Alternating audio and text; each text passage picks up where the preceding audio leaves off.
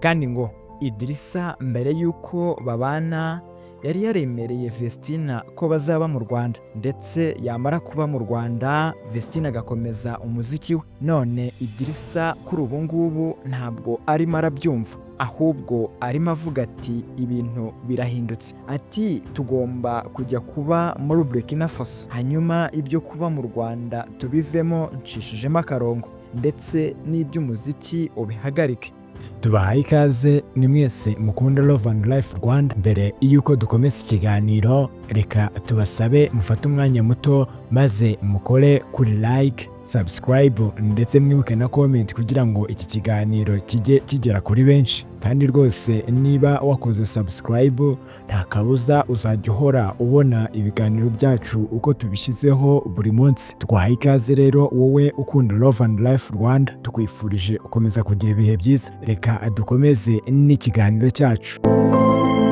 Umuririmbyi w'indirimbo zo kuramya no guhimbaza Imana Ishimwe Vestine mu minsi yashize abinyujije ku rukuta rwe rwa Instagram yicujije impamvu yakoze ubukwe n'umunyaburkina Faso Idrissa Yarakaye.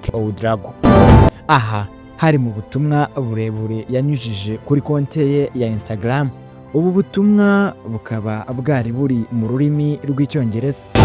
Aha Vestine yavuze ko abayeho ubuzima atishimiye, ndetse ko amahitamo yagize ari mabi cyane. Aha yagize ati uyu munsi ubuzima mbayeho sibwo nahisemo, ndi mu bihe bingoye kandi sibyo nkwiye rwose.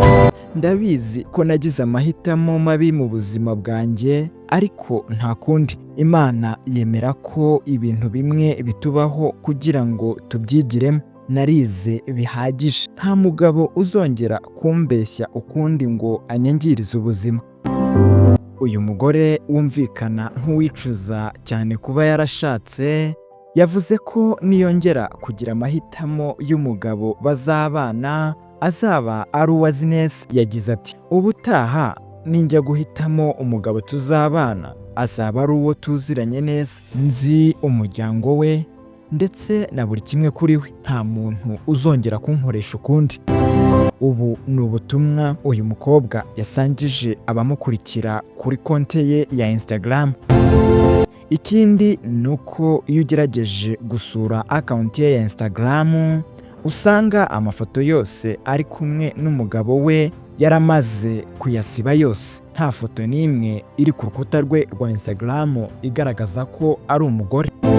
Ku rundi ruhande, uyu Vestine yaramaze iminsi ari kubarizwa mu gihugu cya Canada, aho yaramaze igihe mu bitaramo byazengurukaga mu duce dutandukanye tw'iki gihugu cya Canada. Tubibutse ko Vestine n'umugabo we bakoze ubukwe ku ya 5 Nyakanga 2025. Aha hari nyuma y'igihe bimenyekanye ko bari mu rukundo, ndetse bari baranabanje gusezerana imbere y'amategeko. Hari impamvu nyinshi ziri gutuma iyi famiye ya Vestine ndetse na Idrissa kuri uyu munsi wa none batarimo barahuza, mbese batari kumwe nk'uko byagakwiye nk'umugore n'umugabo, nk'uko bakoze ubukwe ubona bishimye. Ariko nyuma yaho gatoya ibintu bikaba ari ibibazo bikomeye cyane. Hari impamvu nyinshi zitandukanye zikomeje kugarukwaho cyane mu binyamakuru bitandukanye. Ku ikubitiro reka duhere kuri famiye ya Idrissa. Kuri ubu ngubu ntabwo iriyumvisha uburyo Vestine yagiye muri Canada agasiga umugabo we, maze akamara igihe kingana n'ukwezi kose, kandi bari bamaze iminsi mikeya babanye, kandi ngo ndetse yaba nariyo akaba atari kwambara impeta. Icyo ni icyambere gikomeye kandi ngo gihangayikishije umuryango. Kandi ngo Idrissa yaremeye kuva muri Burkina Faso akemera kuba mu Rwanda kugira ngo abane na Vestine, hanyuma ngo Vestine agafata umwanzuro wo kuba yamureka. Ibyo ngibyo bikaba bituma na famiye ubwayo itarimo yiyumvisha uburyo Idrissa yafashe umwanzuro wo kuza kuba mu Rwanda agasiga Burkina Faso, kandi ari we mugabo, ahubwo ari we wagakwiye kuba afata umugore akamujyana iwabo. Icyo ngo kuri bo ni ikibazo gikomeye cyane. Kandi ngo Idrissa mbere y'uko babana yari yaremereye Vestine ko bazaba mu Rwanda, ndetse yamara kuba mu Rwanda Vestine agakomeza umuziki we. None Idrissa kuri ubu ngubu ntabwo arimo arabyumva, ahubwo arimo avuga ati ibintu birahindutse, ati tugomba kujya kuba muri Burkina Faso, hanyuma ibyo kuba mu Rwanda tubivemo ncishijemo akarongo, ndetse n'iby'umuziki ubihagarike. Vestine nawe rero akanga kubyemera, akavuga ati ntago byashoboka, ntago napfa kureka umuziki ngo ngiye muri Burkina Faso, kandi rwose ibyo ngibyo twarabisezeranyeho na mbere. Iki ni ikibazo gihangayikishije kandi giteye inkeke ku rwego rwo hejuru. Ubundi abazi neza Idrissa na Vestine bavuga ko mbere y'uko bajya mu murenge, aha hari mu kwezi kwa mbere mu mwaka wa 2025, bavuga ko Vestine yamenyanye na Idrissa mu kwezi kwa 11 kwa 2024. Iki gihe Vestine akaba yarasoje kwiga amashuri yisumbuye mu kwezi kwa 7 k'uwo mwaka.